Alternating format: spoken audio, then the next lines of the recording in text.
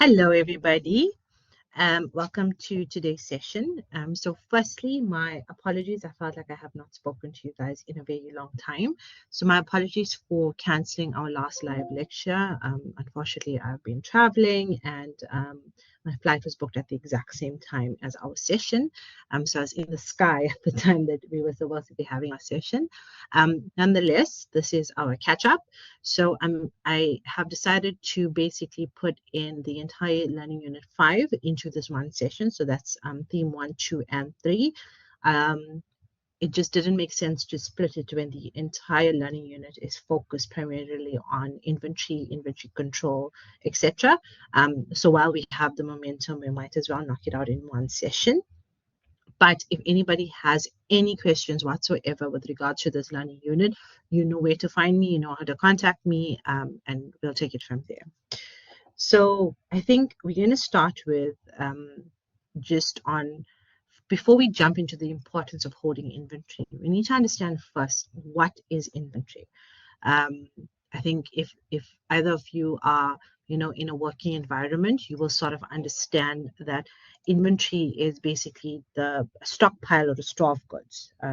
It's just a host of goods that you are keeping in your environment that is, it ranges from whether it's a raw material, whether it's something that needs to be manufactured, which we call a work in progress, or is it a finished good, which needs to be sold to a final consumer or to a customer.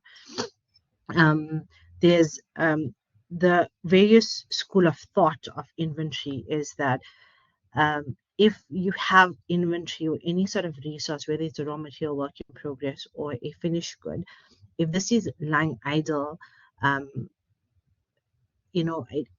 if it has monetary value and it's lying idle, then unfortunately it's of no use to you at all.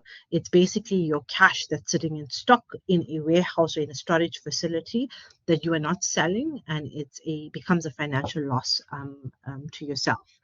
There is the way in which we can, sort of reduce operating costs is to reduce your stock holding, to understand exactly what the demand of your product is to your specific customer, or that specific manufacturer, whatever your end user is, and understand what you need to produce in order to get them going. So how do you have the least amount of stock holding without jeopardizing anything from a business perspective, where you don't have enough stock to carry your customer, or you have too much of stock that you have cash now tied into the stock. The return on investment can be used to ensure that your money is paid for the inventory can be seen as the actual investment, but it only sees as an investment if you are still selling that stock at the end of the day. So an ROI is not you buying stock and it's now sitting idle in a warehouse. It's you buying stock and you're now selling stock because that's cash tied into actual stock. So just bear that in mind. We don't want to overpile stock and you don't want to underpile stock. And you'll see it sort of fitting in throughout the variations of the slide to understand what the advantages are, what the disadvantages are of holding stock. So inventory in transit between an organization and a customer is known as pipeline inventory. So, we're going to go through what the raw materials are, work in progress, finished goods, but the last one is, your pipeline inventory, and that's what it's known as. There's various reasons as to why people hold stock or why organizations hold stock, because one of them is holding inventory brings some sort of flexibility to the operations. They're able to, quickly decouple the production process. They can pull out different sort of parts of different inventory that's being held, so that there is a little bit of a buffer between, your various steps in your operations process. Another reason for them holding stock is they are not too secure in terms of the supply of the raw materials. So a lot of times, as a supplier of raw materials, you cannot anticipate that you can always supply on time.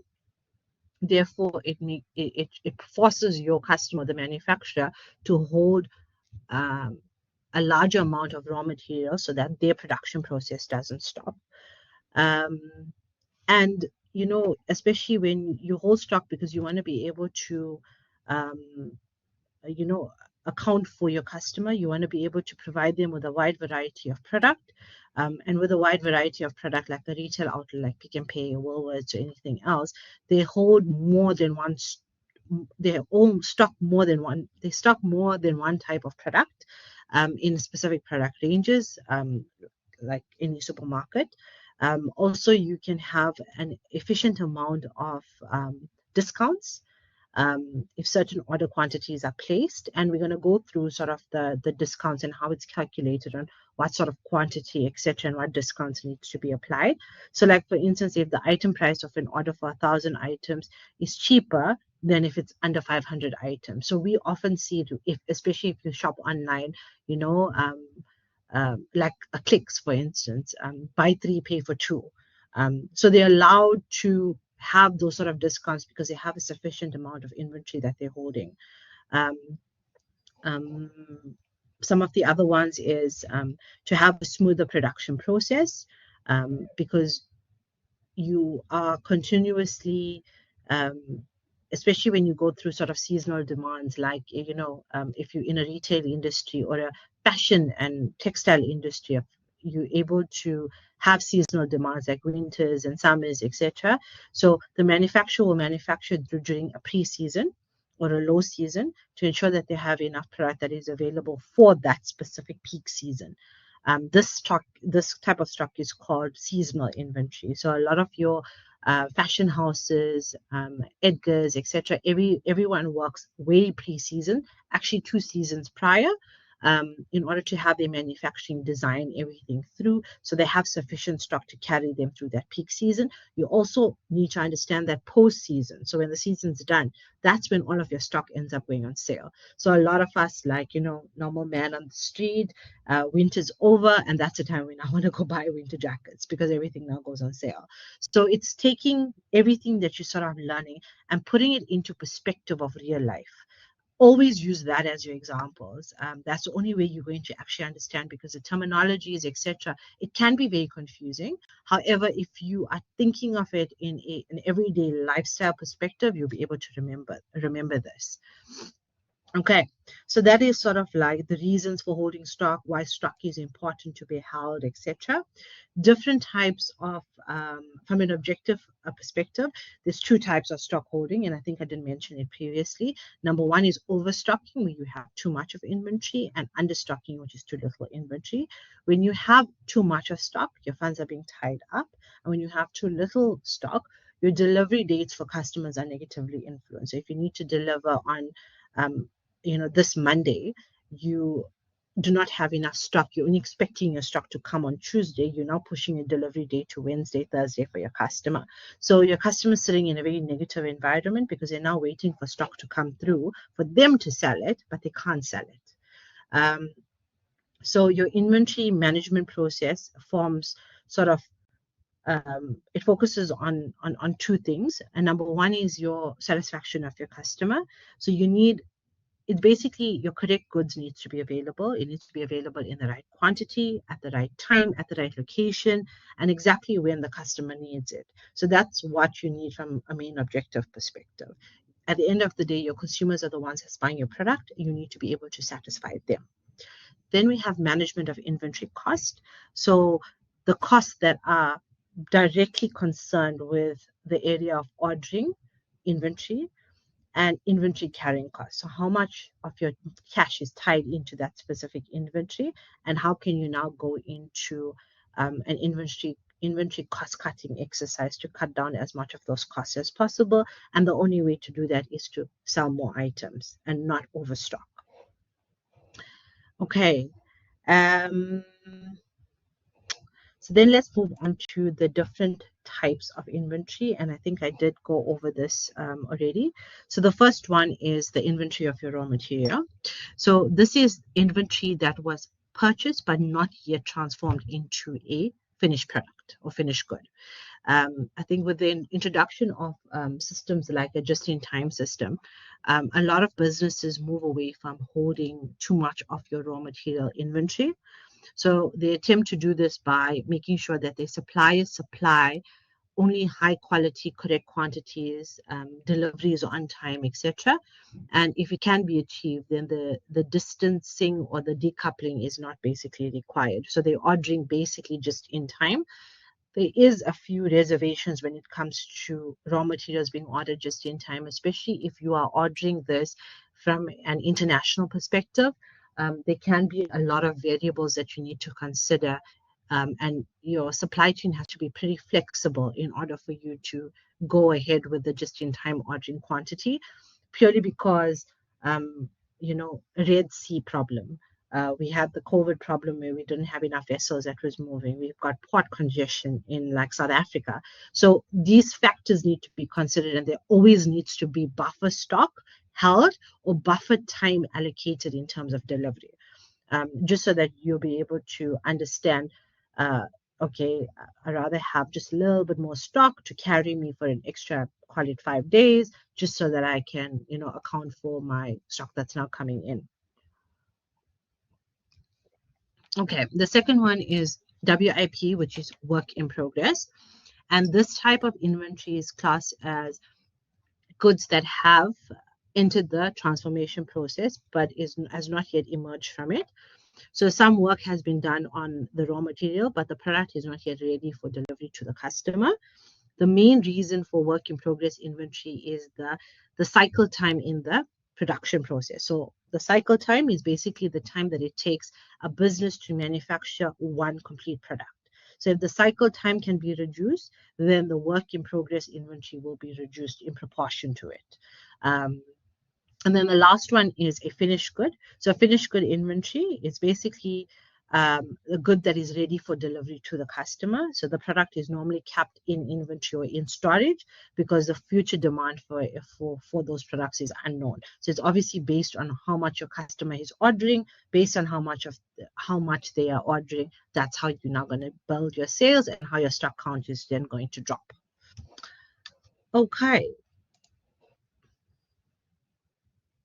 Okay, the next one is control and turnover of inventory. So a lot of time your manufacturers, your wholesalers, and any sort of retail organization can use the turnover of the inventory to measure the efficiency of the inventory management system. Okay, so how quickly they actually sell the inventory. So depending whether it's a raw material, work in progress, or finished good, that's how they will now measure whether the inventory management system is efficient or not. So the quicker the turnover, the better. The lower the turnover, the poorer the performance. The higher the turnover, then complete opposite. So how do we now work out inventory turnover?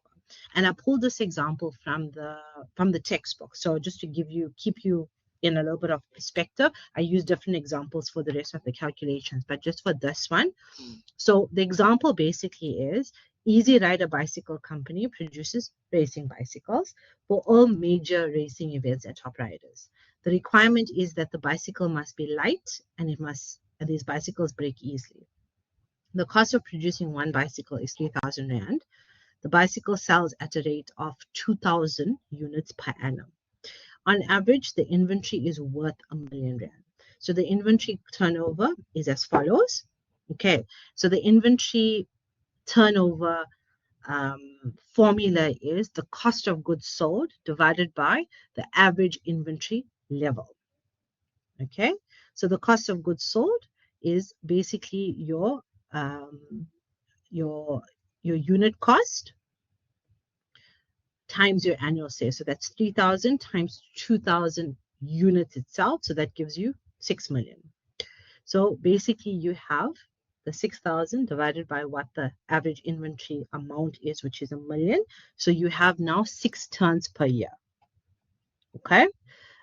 If the turnover shown in this particular example is measured against, the average of the trends of between 2 and 4 turns per year, the performance of the company is actually really good. If it's lean production and other improvement methods are employed, it can be increased to as many as 30 turns per year. When turnover is poor, so for example, if it's 3 or any fewer turnovers, it may indicate that the manufacturing time is way too long, and the turnover will also measure the performance of the production process. So the higher the turnover, the better. The lower the turnover, the poorer the performance. Okay. So a very good measure is given when inventory is done by category of the inventory held, which is raw materials, work in progress, and finished goods, as well as the total inventory holding that the business has. So as an example of the computer, let us return to the same Easy Rider bicycle company example. So the assumption is made that 250, and assumptions really good. And I urge everybody to use assumptions, because assumptions ends up giving you a very unique selling proposition, because you are now trying to sell it in terms of, we see that this is a problem, so we're assuming that your your average inventory is sitting at this amount, and if it is sitting at this amount, this is what your turnover is going to be. So the assumption is made that 250,000 of the average inventory is finished goods. Okay. The further 250,000 is raw materials, and the balance, which is 500,000. Remember, we had R1 million of total turnover, average inventory. So the 500 is now work in progress inventory. A further assumption is made that the labor costs and overheads to transform the raw materials to finished goods is 2 million. So the figures will be used to calculate what the work in progress turnover is. So work in progress turnover is your manufacturing cost, okay, which we know is 2 million.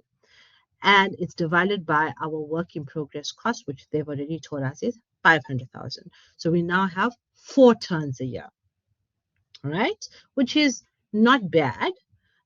But it's still less than if it is complete turnover or complete inventory, total inventory holding, if that's what we're looking at. The turnover of raw material inventory and finished goods can be calculated in the exact same manner, because that amount is basically the same. Let us assume that the price of materials purchased is 2.5 million. The cost includes overheads for purchasing, etc. The overhead cost for carrying that finished good inventory is going to be 750,000. So the turnover for raw materials is your purchasing cost, which they've told us is 2.5 million, divided by the 250,000, which is our raw material inventory amount. So that gives us 10 turns a year. So the number of turns for finished good inventory can be calculated in the exact same manner, which is your finished good, which is 750,000, which they have told us already, and divided by what our finished goods amount is, which is 250,000. So that gives us 3 turns a year. Okay, so that basically allows you to calculate whether you have a lower turnover, then you have poor performance. A higher turnover, you now have a better performance. It means that you are selling more items and you're not holding stock in your warehouse and having cash tied in. So those are just simple ways of how you can use a worked example to categorize each one, and you'll be able to understand where your inventory turns are sitting at. Okay, so bear that in mind, and you can calculate what your inventory turn is for every single type of inventory. So if you're in a raw material stage, a work in progress stage, or even a finished goods stage, where are you? Okay. Okay, then we have methods used to utilize stock. So the lower the inventory in the supply chain, the more flexible the chain will become. So the first one is the 2-bin system. Okay, so in the system here, there's 2 bins that is basically employed. Each bin contains the same amount of parts that will be used to manufacture one final finished product. It's important that both bins are of equal size. So when the manufacturing process basically begins, parts from the first bin are used for the manufacturing process. When the inventory of the first bin is finished, then the inventory from the second bin is then utilized. At this point, when the order is placed to replenish the inventory for the first bin, it becomes a very continuous process. So you're not using items from various different elements from different bins. You're using 2-bin system, and you're pulling items when the first bin is done. You're now using the second bin in terms of parts that's required. The second method is supply in line sequencing, which is called SILS. And with this method, the decision of picking the right part for each model of the product. Okay, so example, if it's a car model, it's taken away from the line production line. Okay, instead, all the needed parts are delivered to match each model, and it arrives on the line. So like SILS be able to give like a car manufacturer, car maker, the flexibility to then assemble two different models of a specific car on the same line according to the demand of the market. So you're able to use basically the same product for different brands or different lines um, or models. And it works a lot more if you're in a OEM environment, like a car manufacturing environment, where the same or similar same part is being used to manufacture various different models of the same brand. The next one is Kanban. And basically, these are cards that a station uses to communicate demand for material or work from the station that is before it. So it works in sequence, and based on the sequence, you then be able to understand which part is used and which stock needs to be then utilized.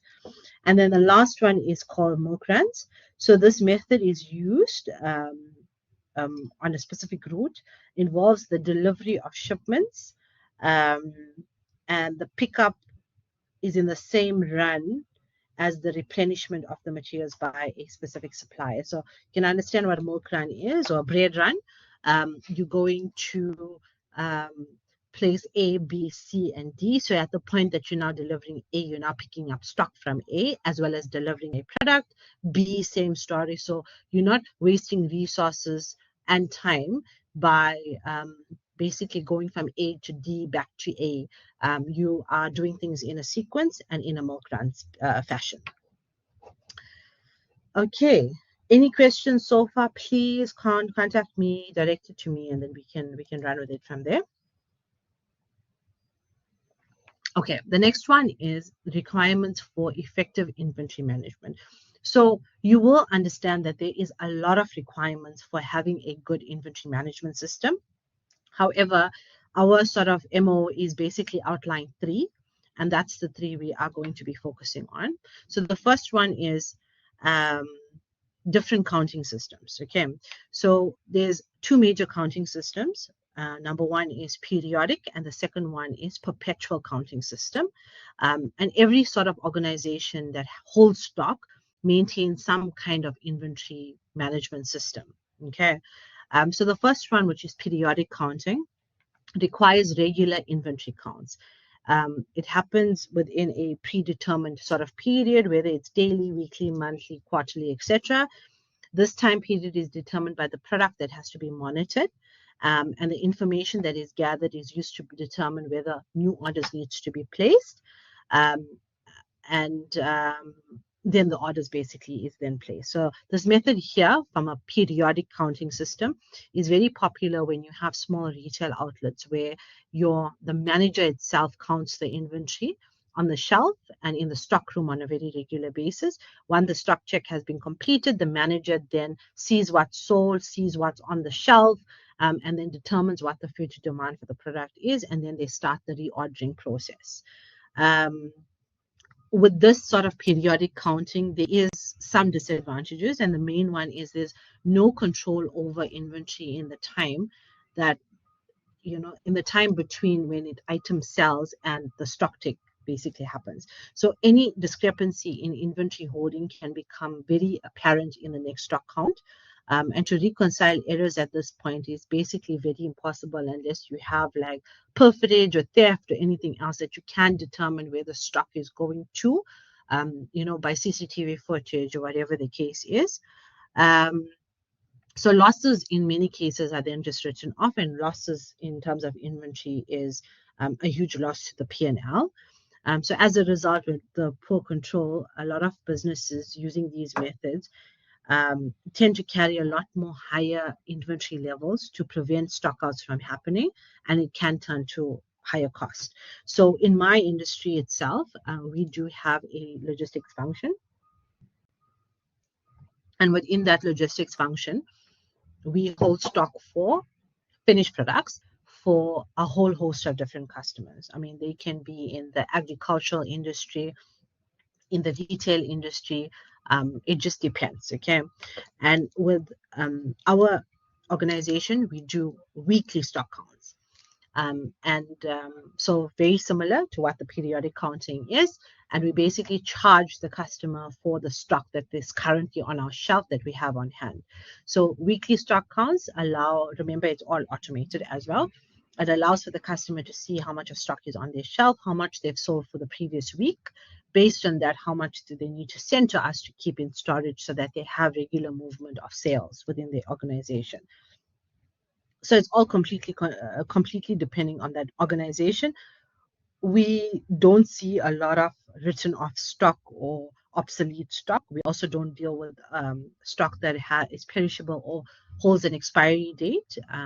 But taking all of that into account, that needs to be monitored, holistically, because having perishables and expiration dates on products needs to be, first in, first out sort of situation. It can't be your last in, first out scenario. Perpetual counting system. So this sort of counting system is known as a continuous counting system. So it's perpetual, meaning that it's ongoing, because the inventory records are updated every single time an item is withdrawn from inventory. So a lot of times perpetual counting is done because your system, your WMS, or your warehouse management system, is 100% automated. So barcodes, scanners, labels, stickers, you're able to scan product got out -1 from SKU 2. It's able to give you that sort of information, and based on that information, you have a live stock counting system, and you're able to account for any losses. You're able to know then and there, this is the reasons why. The system is able to provide an accurate inventory holding level whenever it's required. It can also be used to establish when to replenish your stock, especially when you put a predetermined level there. So like, let's say it's SKU number 1. I need to keep a minimum order level of 10 units. So if it does reach 10 units, or let's say 9 units, you now need to know you need to refill that specific stock of that SKU. So the system will indicate that a fixed quantity has to be ordered. The biggest advantage of the system is the amount of control over your inventory it gives from a higher level perspective. The other advantage is that the system prompts the sort of ordering or buying or procurement department to buy new stock at fixed order quantities. So an optimal order size can be determined, and in turn, it minimizes a lot of the costs. The biggest disadvantage with the system is that costs are added to enable the organization to have this information available for the optimal use of it. So as I mentioned, it's completely automated, which means that it comes with paying the money to have it automated. So investing in scanners, barcodes, those stickers, everything you need to be uniquely determined, system generated. It can't be something that I just decide I'm going to call this product 1, 2, 3, 4, and the next product, 2, 3, 4, 5. So an example of a perpetual system is used by the banks. The records of your client's accounts are constantly checked to verify the accuracy of the inventory or the money that's available to the customer. The records of the inventory of the client or the money of the client is updated as soon as you make a withdrawal or if you put in a deposit. So on a regular basis, an audit or how can I say, like a stock count is basically performed on the account to ensure that that information is 100% correct. So there's 2 types of perpetual system that's being used. The first one is batch perpetual system. So with batch perpetual system, the inventory withdrawals are updated in batches. So let's say whenever 20 withdrawals are have taken place, the transactions are then processed. This method might result in exact inventory at any given time not being known. So you wouldn't be able to know only after your 20 batches or 20 in one batch is being done. Because of the uncertainty about the exact amount of inventory, when an increase in demand happens, there might not be enough inventory in storage to basically account for that demand. And the second one is online perpetual, where it's an online system that's used. Your transactions are processed immediately.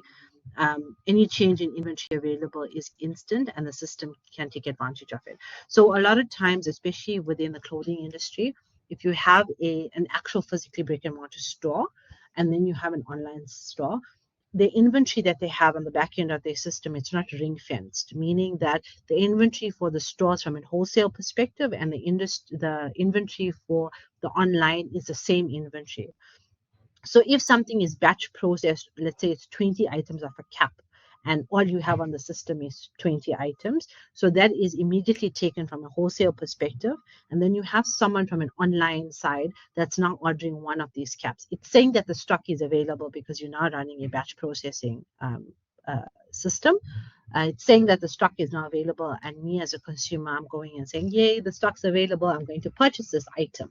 And then only to be told after I make payment that there is no stock available. And this has happened many a times. So the online perpetual system is the best option, especially when you don't have a ring-fenced inventory system and you're running two different platforms.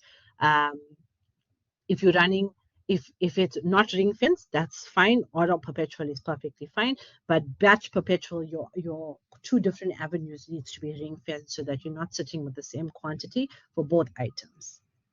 So the next one is basically keeping accurate inventory. And give me 1 second. So there's obviously a huge need to keep accurate inventory records.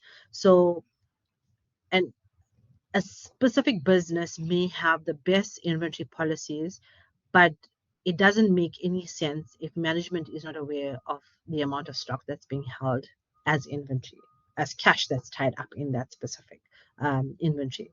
The actual amount of inventory differs from that is being reflected in the records that's being kept.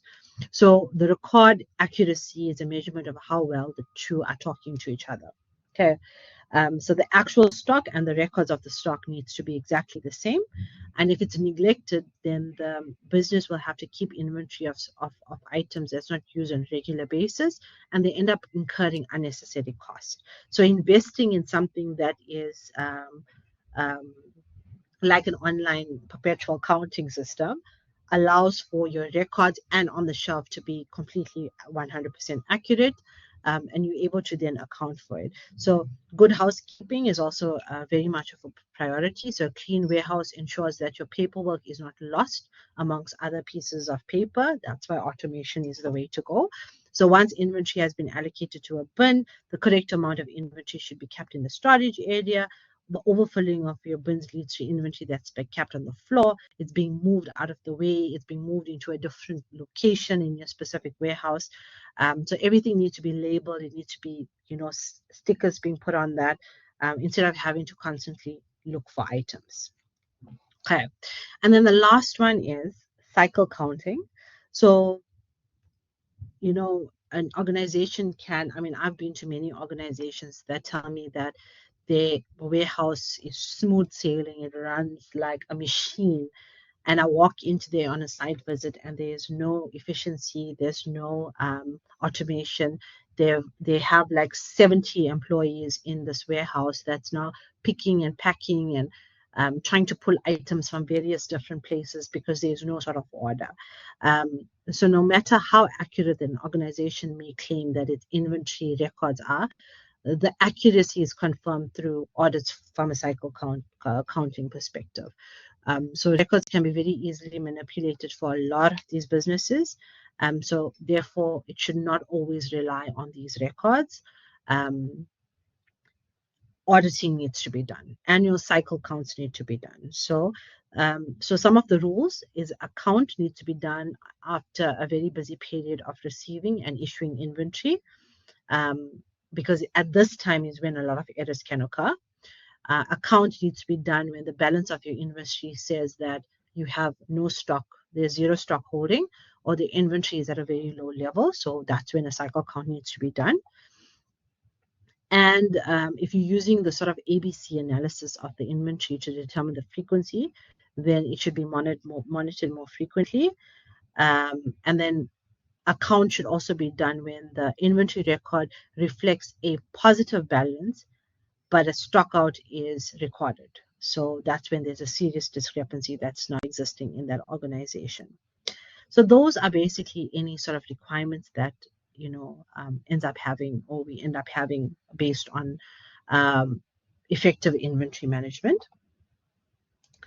Then let's move on to some of the advantages and disadvantages. And I've taken this from your textbook, so you can have a quick read on it, but I'll just pop one or two, so just so you have an understanding of how important holding inventory is or isn't. Okay, so from an advantage perspective, an organization can take advantage of discounts from suppliers based on the quantity that they purchase. So the higher the quantity, the lower the price. And a lot of times what happens is if that product doesn't end up selling, then you now have cash strapped in the inventory. So how do you now get that sold? You can't exactly sell it back to the supplier. Also, there can be disruptions that can be minimized in operations. So any interruption at a workstation would not influence operations following it. Because you could have a constant holding stock, especially if it's a raw material right through to a WIP, you always have stock available, which means that there is no interruption. There's no, I'm waiting for the stock to come from Germany or from the UK. You just have a continuous flow of it. So let's go into opportunity cost is incurred. This is a result of your money that's tied up in too much inventory and no money being available to buy new tech. Some of the disadvantage, there's a risk that inventory items can be damaged. The larger the inventory quantity, the greater the risk of damage. And what happens when inventory is damaged? You write it off. You cannot sell it to a consumer. You cannot sell it to a manufacturer. You cannot sell it to a retailer. Therefore, it's written off and it's cash that you're now throwing away. Obsolescence and depreciation cause losses. If large amounts of inventory is being held, it may cause losses to the organization. So obsolescence, I spoke about this, especially if you have like expiration dates on certain products, it does allow for a lot of your cost to be increased based on that. And then the last one is flexibility in the process is jeopardized. New technology cannot be utilized as obsolete inventory must be utilized before it can be replaced with the latest material. So we cannot have brand new state-of-the-art equipment if we are using stocks or parts or items in a line for production until those items are finished. Then only can we move on to something bigger, better, and greater. Okay. Then we are going on to our calculations for inventory management. Okay, so I'm going to share the whiteboard now just so that we can have a little bit of a fun time understanding a little bit more on how we actually calculate this. Just give me 1 second. Okay. So the first one is, and I hope I do a good job at this. So the first one is what we call EOQ, okay, which is our economic. No, let's just put it as number 1. Economic order quantity. Okay, so what is economic order quantity? So this formula here is used to determine the optimal order quantity that minimizes the total inventory cost, which is the sum of ordering and holding cost. So basically, how this would work is, let me put the formula here for you. So it then becomes 2D, which is our annual demand for the product in units per year. S, okay, which is our ordering cost per order. So it's a fixed cost of basically placing an order divided by what our holding cost is. Okay, so your holding cost per unit per year. So the cost to hold 1 unit in inventory for a year. Okay, so let's do this example. So let's say, for instance, our D is our annual demand. Let's say it's 10,000, right? Let's bring this down here so that it makes it a little bit easier. Okay, so our D is 10,000. Our S, which is our ordering cost per order, is, let's say, 50 Rand. And let's say our holding cost is 2 Rand per unit. Okay, so how do we now work this? So it's 2 times 10,000 times 50 divided by 2, which is our holding cost, okay? And that gives us 1 million divided by 2, and then that gives us 707 units then, okay? And remember, we are square rooting this, all right? So I couldn't exactly do this. So let's see if I can do it like that. There we go. Tried my best. Okay. So what does this now mean? This now means that the most cost-effective order quantity is 707 units per order. This minimizes the combined cost of ordering and holding your inventory. Okay, so that's how you do economic order quantity. So the next example is your basic EOQ, which is basically following the same principles as your economic order quantity. And it's the exact same sort of example. So if anyone asks you to do a basic EOQ, it's the exact same formula. Then after that, we have our 2, which is our economic production quantity, which is our EPQ. Okay, and this is basically an extension of the economic order quantity, but it's used when a company produces its inventory internally rather than outside or externally. It takes into account the fact that production occurs at a finite rate and that inventory is built up over a specific time rather than being delivered all at once. So the formula here is EPQ, put in caps, EPQ is equals to, so it's square root 2DS, and we know D is your annual demand, S is your setup cost, okay, and then this is divided by H, which is your holding cost, times by P, which is your production rate, divided by P minus D. So which is your production rate divided by or minus your demand rate, okay? And all of this then becomes that, right? And then let's say, for example, let's go over here now. For example, your D is equals to 10,000 units. Let's put units here to make it easier. Your S, which is your setup cost, is, let's say, 100 Rand. Your H, which is your holding cost, let's say it's 2 Rand. Your P, which is your production cost, let's say it's 50,000 units. And then your D, which is your demand rate. And D, it's actually small d, not big D.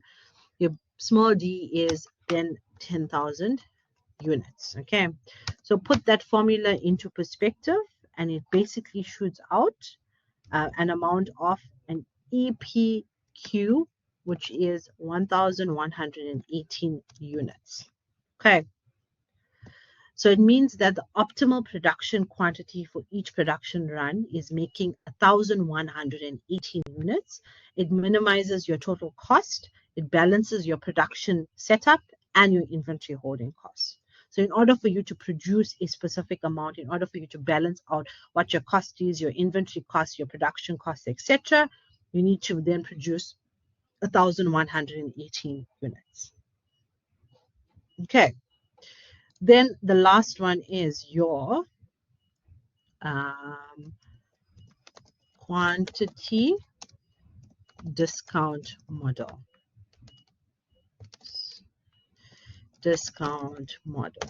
Okay, and this is a little bit more of a least flexible how can I say formula. Let's see if I can paste this here. Okay, so it's basically your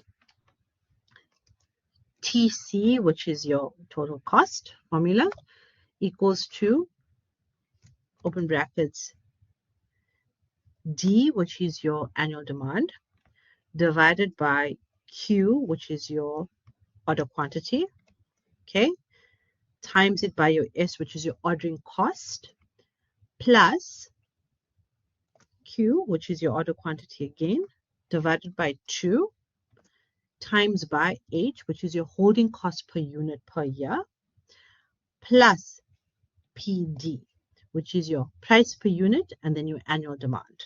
Okay, so I know it gets very complicated. So basically what you need to do, the first one is calculate what your total cost formula is, right?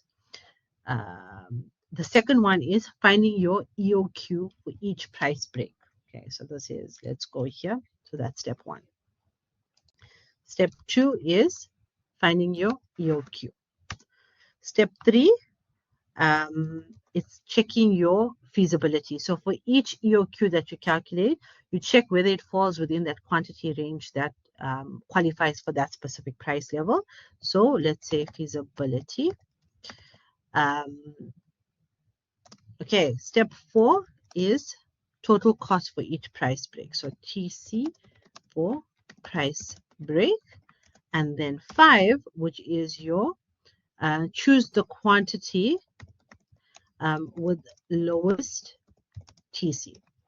Okay, so basically this is where we're at with this, right? So your D, which is your annual demand, is equals to 10,000 units.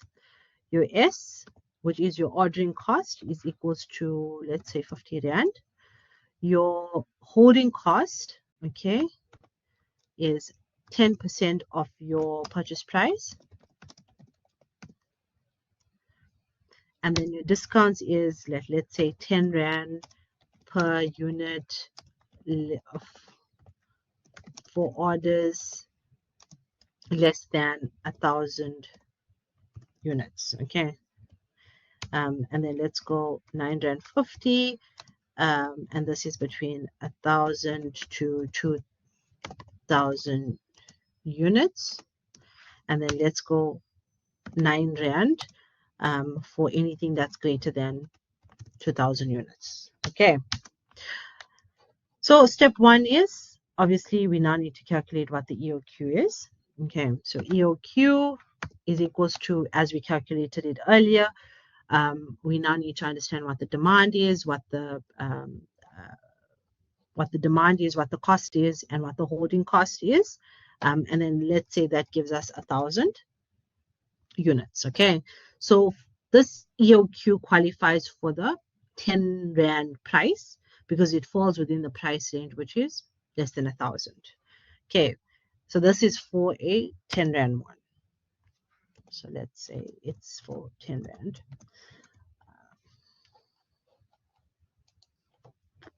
So that's for the 10 Rand price range. Okay, now if we have to work on the EOQ for a 9 Rand 50 price range, we then have an EOQ. If we have to work on the first EOQ formula, we now have 1,026 units.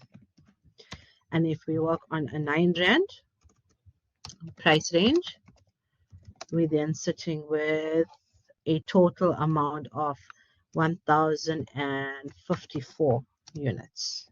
Okay. Then step 2, we're calculating what the total cost is. So using the exact same amounts here that I've already listed. So your total cost then becomes for the 1,000 units at 10 Rand each. You're now sitting with a total cost of 101,000. And then it drops to 95. It drops to 91. And then you're choosing the lowest total cost. So the lowest total cost then becomes ordering, when you order 2,001 units at $9 9 Rand each with a total cost of 91,000. So that's how you then work out what your discount is. So it's a little bit more complicated, but I think if you go through more examples, you'll be able to completely understand exactly how to facilitate it. So it's basically with quantity discounting, you need to have the optimal order quantity to take advantage of the lowest price so that you have the minimum total cost that's available. And that basically concludes our session today. So thank you so much. Recording will be available.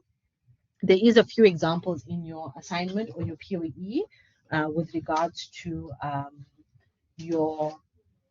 the total cost, order management, etc. Let me just look at this quickly. So one of the questions is, I think it's question 6, to ensure accurate records for inventory, continuous audits are done, which is known as cycle counting. Identify 5 advantages of that. I think we did go through it. Not 5, but at least you have a gist of it. Differentiate between EOQ and EPQ, which is economic order quantity and economic production quantity, which we've elaborated on. And then just vendor management systems. Discuss what is vendor management systems, 2 advantages and 2 disadvantages, which we did go over in previous sittings as well. And then question 5 as well is reasons why Jaguar would hold stock or hold inventory. So 4 reasons why, which we did discuss today, and discuss the 4 different types of inventory that Jaguar possess, then including your answer to examples of each of these inventories, which we did discuss as well. So I think you will be absolutely fine. So take my advice, go through the learnings, the teachings, the learning units, the MOs, etc. I mean, it's not something that I haven't said before. Understand it, do your best in the POE. It does count for a substantial amount of marks and percentage towards your CAS. So if you have any questions at all, please share it with me. I'll be happy to answer it. Whoever has reached out, I've tried to answer as many questions as possible. If you've reached out and I haven't answered, please let me know. Like, sit on me so I can get an answer to you. But all the best. Thank you so much. And I will see you in our next live lecture. Okay, bye.